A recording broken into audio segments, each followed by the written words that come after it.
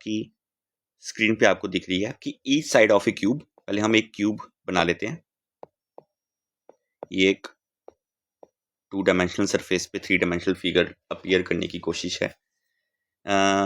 एक क्यूब है जिसकी साइड मेजर होती है 7.203 और आपको पता है कि क्यूब की हर साइड बराबर होती है, उसकी जितनी भी साइड्स हैं वो सारी बराबर होती हैं। तो मतलब कि अगर हम मान लें कि उसकी एक साइड है ए इज 7.203 तो मीटर में, तो बाकी उसकी जितनी भी साइड्स होंगी, ये वाली साइड हो, ये वाली हो, ये वाली हो, ये वाली हो, जितनी भी होंगी वो सारी इक्वल होंगी। तो इक्वल होंगी तो इससे क्या होगा, इससे होगा ये कि वेट,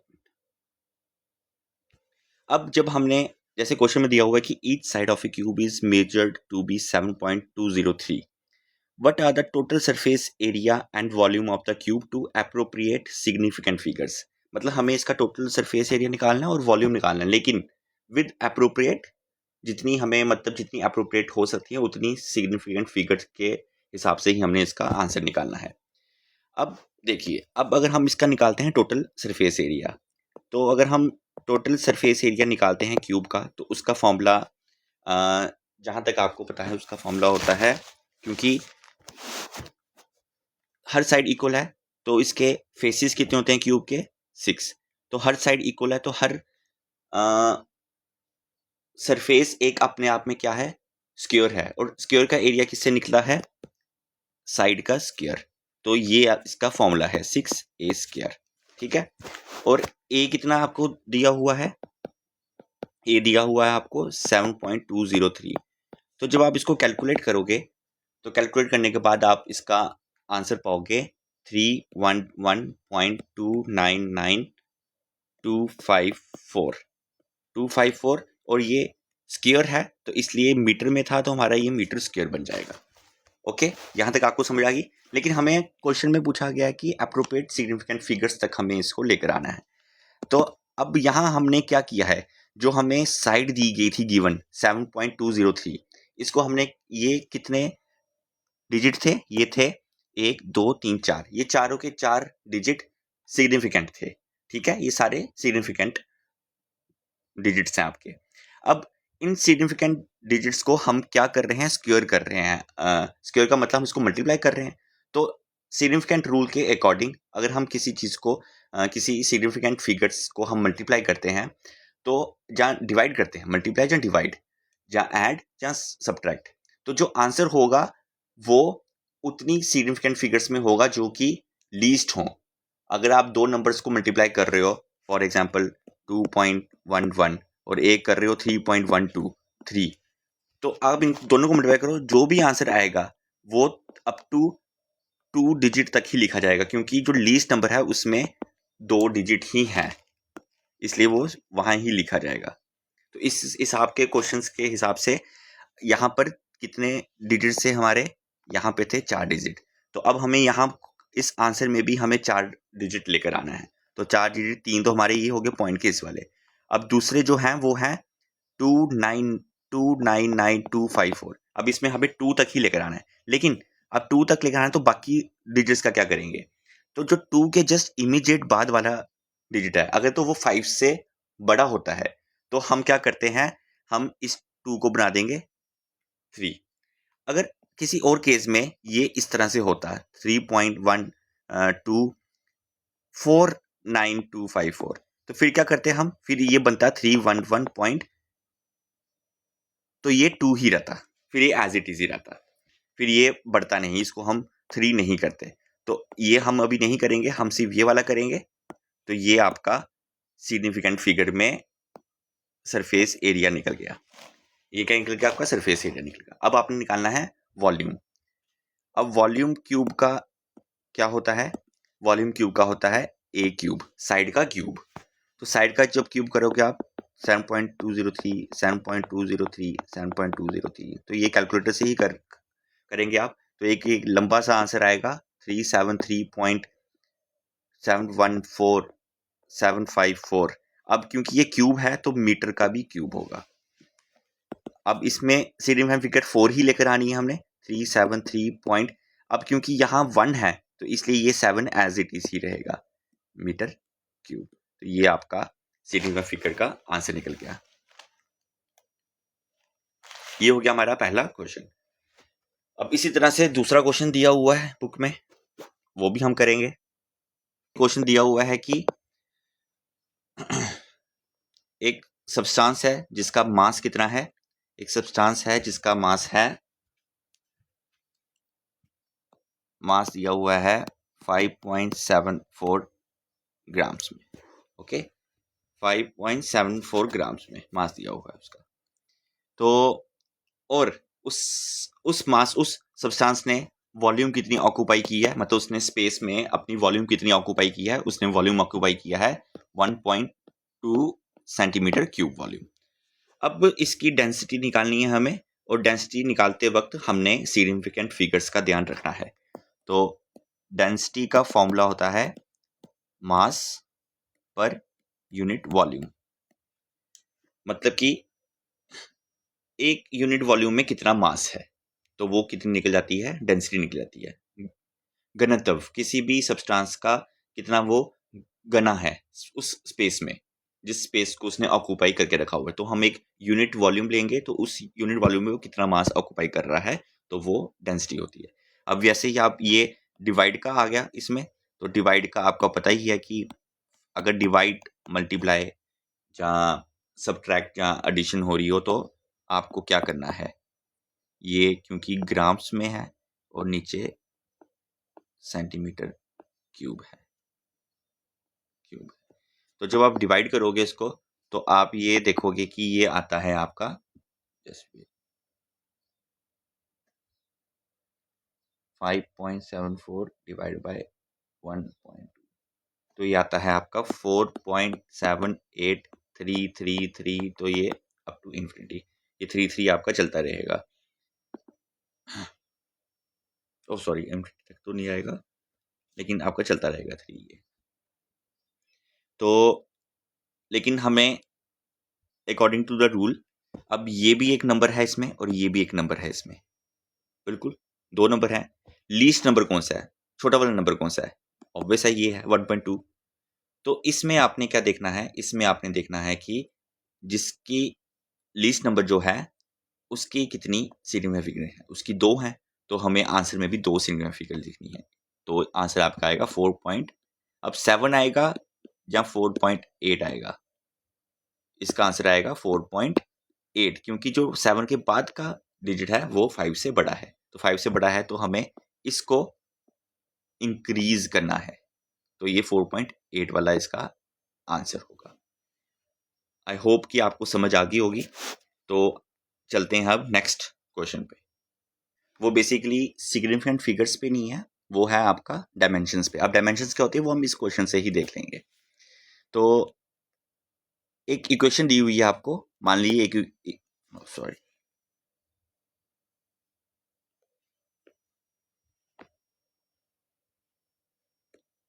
इक्वेशन दी है आपको,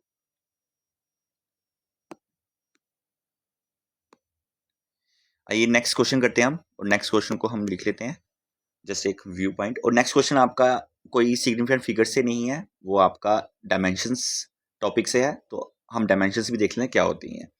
तो एक इक्वेशन दी है 1/2 m, m is the mass, किसी भी बॉडी का मास, उसकी वेलोसिटी का square is equal to m mass acceleration due to gravity और हाइट। ये क्या होती हैं टर्म्स, ये आने वाले चैप्टर्स में तो हम सीखते जाएंगे। जस्ट आप एक इक्वेशन मान के चलिए, ये एक लेफ्ट हैंड साइड और राइट हैंड साइड को इक्वल करने वाली इक्वेशंस है, इस तरह से आप सोचिए। यहाँ पे कुछ टर्म्स दी हुई हैं हमें। अब ये टर्म्स क्या होती हैं, इन टर्म्स को बोलते हैं फिजिकल क्वांटिटीज। फिजिकल क्वांटिटीज, और फिजिकल क्वांटिटीज वो क्वांटिटीज होती हैं जिनको मेजर्ड कर सकते हैं हम किसी भी डिवाइसेस से। जितने भी हम साइंटिफिक डिवाइसेस जो हैं जिससे हम किसी चीज़ को ऑब्जर्व कर सकते हैं, ऑब्जर्व करने का मतलब क्या होता है फिजिक्स में, उसको मेजर करना, प्रॉपर मेजर करना with proper device and clock.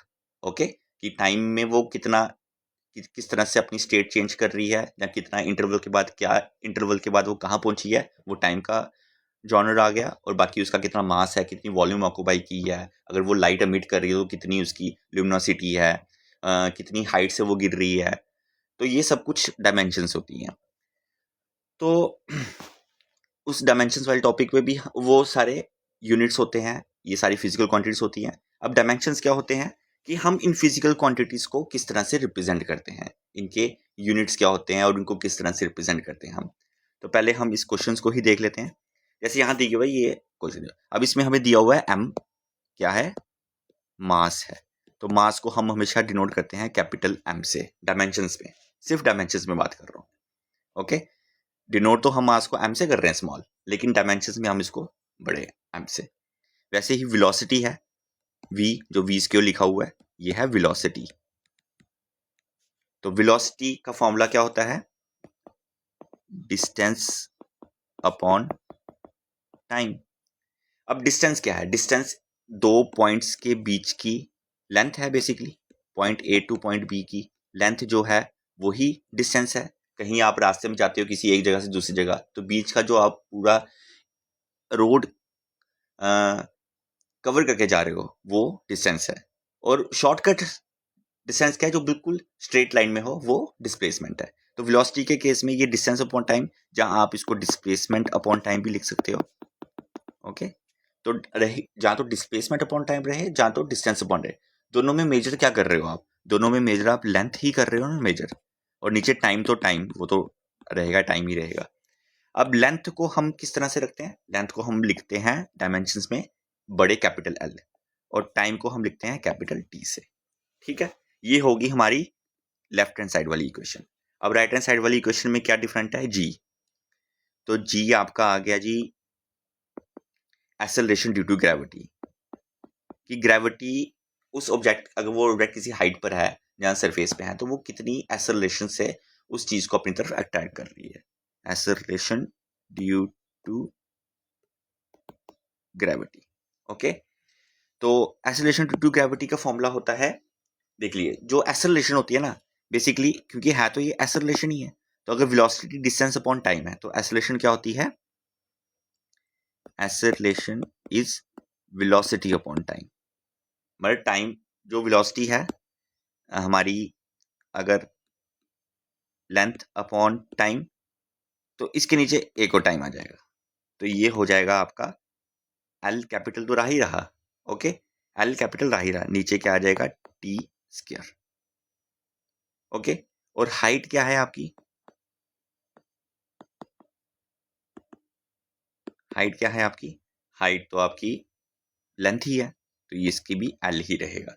अब हमने देखना है कि ये इक्वेशन जो है, जो ये इक्वेशन थी हमारी, ये left hand side is equal to right hand side आती है कि नहीं आती है इन केस ऑफ डायमेंशंस। ठीक है, आइए इनके डायमेंशंस बनाते हैं। एक बारी फिर से ये क्वेश्चन को लिख लेते हैं न्यू पेज पे, सॉरी।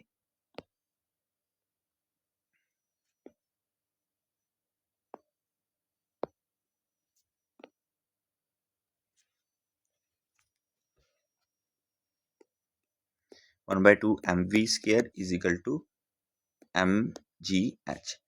अब जो ये कांस्टेंट है ना, इसका कोई डायमेंशन नहीं होता, कांस्टेंट कोई भी वैल्यू लिखी होगी आपकी, इसका कोई डायमेंशन नहीं होता, तो इसको हम इस इक्वेशन में ये हो या नहीं हो इससे कोई फर्क नहीं पड़ेगा। तो m, क्योंकि हम डायमेंशन चेक कर रहे हैं, डायमेंशन में किसी कांस्टेंट का कोई मतलब नहीं होता। m, m इज अ मास, तो मास को डिनोट करेंगे m से, और जो भी आप डायमेंशन लिखोगे ना उसको आपने एक स्क्वायर ब्रैकेट के अंदर इंक्लोज करना है। ठीक है, वेलोसिटी, वेलोसिटी हमने पीछे निकाला, वेलोसिटी कितनी होती है, वेलोसिटी होती है आपकी l upon T, displacement upon time. तो l, इसमें हम डायमेंशंस में कोई भी डिनोमिनेटर में लिखेंगे, हमने सब हर चीज को उसके मल्टीप्लिकेशन में ही लिखना है, ऊपर ही लिखना है। तो l को ऊपर लेकर आएंगे तो इस l t माइनस वन हो जाएगा, वैसे ही t माइनस वन, और जिसके ऊपर कोई एक्सपोनेंट पावर नहीं है उसको हम वन ही मान लेंगे। ठीक है, वन हो या नहीं लिखो वो एक ही बात है। अब ये इसका स्क्वायर है, वेलोसिटी का स्क्वायर दिया हुआ हमें क्वेश्चन में, तो इसको स्क्वायर कर लेंगे हम। ठीक है,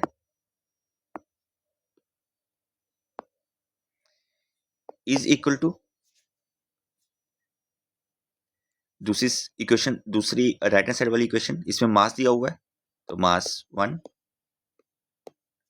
एक्सेलरेशन ड्यू टू ग्रेविटी दी हुई है तो हमने देखा था एक्सेलरेशन क्या होती है due to gravity, it's L1 t-2 और हाइट तो L ही होती है तो ये L ही आ जाएगी। ठीक है, अब क्या करना है हमें, अब हमें इनको इक्वेट करना है तो m1 स्क्वायर को अंदर ले जाओ, L square t minus square, ये बन गई हमारी लेफ्ट हैंड साइड। वैसे ही राइट हैंड साइड m1 और L1 t माइनस स्क्वायर और L1, तो L1 ये वाला और L1 ये वाला, ये दोनों ऐड हो जाएंगे क्योंकि इसमें वो फॉर्मूला तो है ही है, basis are same and power are added, तो L1 और L1 बन के L2 और t minus 2 as it is रहेगा। तो देखिए ये और ये बराबर आया, तो मतलब ये जो हमारी इक्वेशन थी, आप कैसे लिखेंगे, ये जो हमारी इक्वेशन थी ये डायमेंशनली करेक्ट है या डायमेंशनली इक्वेट कर रही है। ठीक है, तो ये आपका हो गया नेक्स्ट क्वेश्चन डायमेंशंस के रिलेटेड।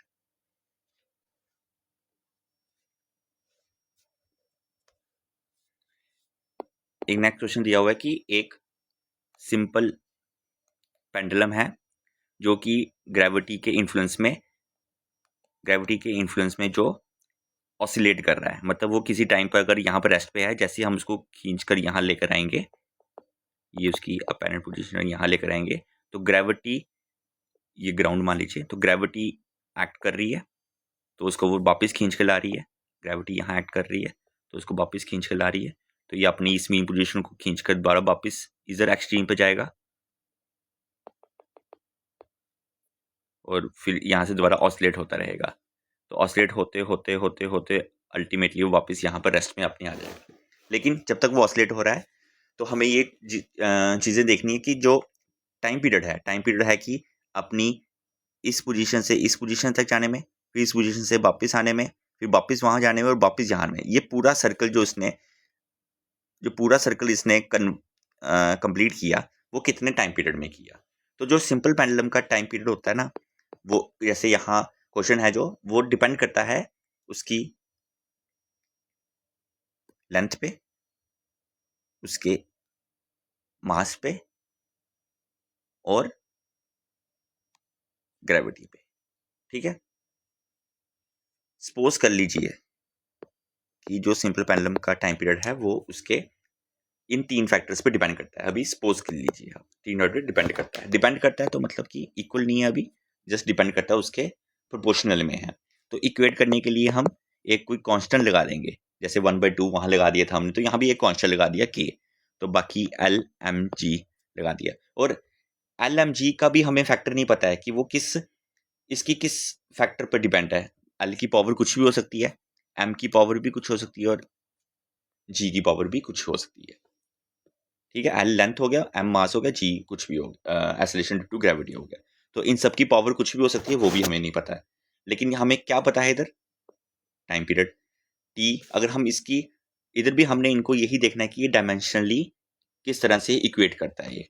ओके, क्वेश्चन में तो दे दिया हुआ है कि सपोज करो उसका टाइम पीरियड डिपेंड करता है इन 3 चीज़ों पे, तो इन तीन चीज़ों की कौन सी पावर पे डिपेंड करता है वो हमने अभी देखेंगे डायमेंशंस के फॉर्मूले के अकॉर्डिंग। अब मान लीजिए टी, तो टी है ही है, तो टी को अगर हम ऐसे लिख लें कोई फर्क पड़ेगा, क्योंकि m0 है L0 है, सिर्फ टी है, तो ये तो टी एज इट इज ही रहेगा। अब इस केस में के को तो कांस्टेंट है, इसको हम लगाने की जरूरत नहीं है। इसको क्यों लगाया था, just for the sake of कि दोनों इक्वेशंस हमारी इक्वल हो सके। अब L है लेंथ, तो लेंथ Lx, इसका डायमेंशन ऐसे लिखेंगे। m मास है, मास का डायमेंशन हम ऐसे लिखेंगे, और आपकी एक्सेलरेशन ड्यू टू ग्रेविटी है, तो ये हमने देखी थी, इसका क्या फॉर्मूला होता है, L T स्क्वायर का ये स्क्वायर है और ये Z है पावर, जो यहाँ Z लगा है पावर में, ये Z है। ठीक है, अब आप वापिस इसको लिख लिए m0 L0 T1 L X M Y और एल जेड आ जाएगा, और टी के साथ भी जेड, ये जेड है सॉरी, और टी के साथ भी जेड, टी स्क्वायर के साथ भी जेड मल्टीप्लाई हो जाएगा। अब इस इक्वेशन को आप इक्वेट कीजिए इस इक्वेशन के साथ।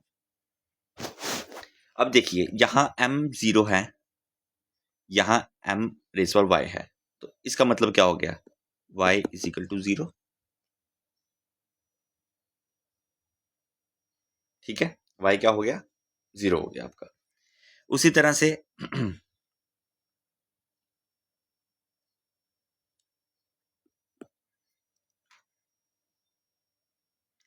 यहां पे l 0 है, और यहां पे है l, एक जगह x है और एक जगह z है, basis are same, power are added, तो x plus Z equal to 0 लिख सकते हैं हम, बिल्कुल लिख सकते हैं। ठीक, दो इक्वेशंस होगी हमारी।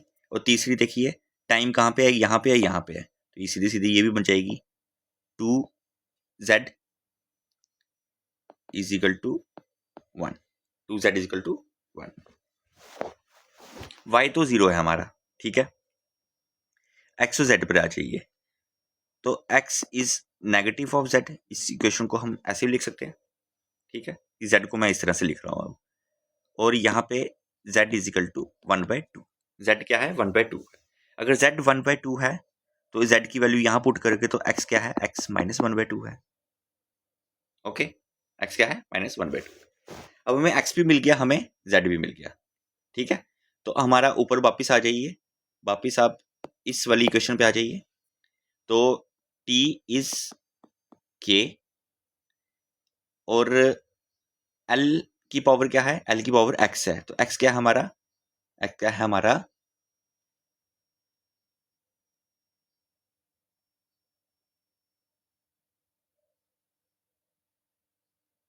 ओह गलती हो गई, ओह सॉरी सॉरी बच्चों, यहाँ पे हमारा जो t था वो l t माइनस 2 था, ये माइनस था। यहाँ t की पावर थी ना राइट हैंड साइड, वो हमारी माइनस में है, तो ये जो 2z इक्वेट हो रहा है, तो z -1 बनेगा, और x हमारा यहाँ माइनस था, तो जब ये z यहाँ जाएगा तो ये प्लस 1/2 बनेगा। अब x क्या है हमारा, l रेज पावर x है, तो l रेज पावर 1/2।